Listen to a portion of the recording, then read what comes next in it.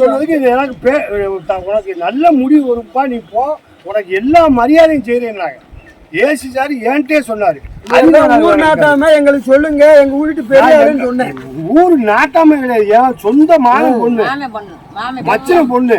நான் தானே கேட்கணும்னு சொல்லி என்கிட்ட நேத்தானே என்கிட்ட 2 பேர் மாப்பிள்ளை நீங்க போங்க அறிஞர் அவரும் சொன்னாரு, இனிமேல் போங்க எல்லாமே முறையோட செய்வாங்க அப்படின்னு சொல்லி எஸ்ஏ இருந்தது. இப்போ பூராமே நேற்று வரை இப்போ 3 நாளா இதே மாதிரி எல்லாம் பண்ணுவோம் நல்லா ஏமாத்திட்டாங்க. பாடி இறக்குனதுக்கு அப்புறம் நடந்துச்சு.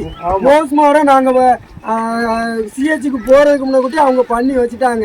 அதுக்கு எங்க உள்ள நீங்க கையெழுத்து போட்டாதான் பண்ணணுமா, எங்களுக்கு எப்படி பண்ணணும் எனக்கு தெரியும் அப்படின்ட்டாரு.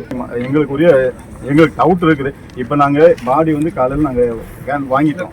என்ன சொன்னாங்கன்னா உங்களுக்கு இது கொடுக்க மரியாதை போலீஸ் டீம் வந்துகிட்டு இருக்குனாங்க. தெரியாமல் சொன்னால் நான் ஒத்துக்கிறேன் சார். நான் நீங்கள் தெரியாமல் சொல்லிட்டீங்க, மாற்றி சொல்லிட்டீங்க, ஒத்துக்கிறேன் சார் இல்லைன்னு சொல்லுவேன் சார். அவள் வந்தாங்க இது வரைக்கும் வரல. கடைசியாக ஒரு நான் கடைசி வரைக்கும் கேட்க ரொம்ப லேட் ஆகுதுன்னு சொல்லி கேட்டேன். 5 நிமிஷம் சொன்னாங்க. கடைசியில் ஒரு மாலை போட்டு மரியாதைன்னு சொல்லிட்டு போயிட்டாங்க சார். நான் ஒன்றும் தப்பு சொல்லலை, அவங்களுக்கு தப்பு சொல்லலை. ஆனால் அவங்க என்ன சொன்னாங்கன்னா, இப்போ நாங்கள் வந்து அந்த பாடி வந்து நாங்கள் ஏசி வண்டியில் வைக்கணும்னு சொல்லிட்டு நாங்கள் கூப்பிட்டோம்.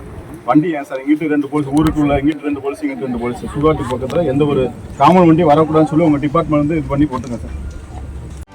செய்திகளை உடனுக்குடனும் துல்லியமாகவும் தெரிந்து கொள்ள சப்ஸ்கிரைப் பண்ணுங்க.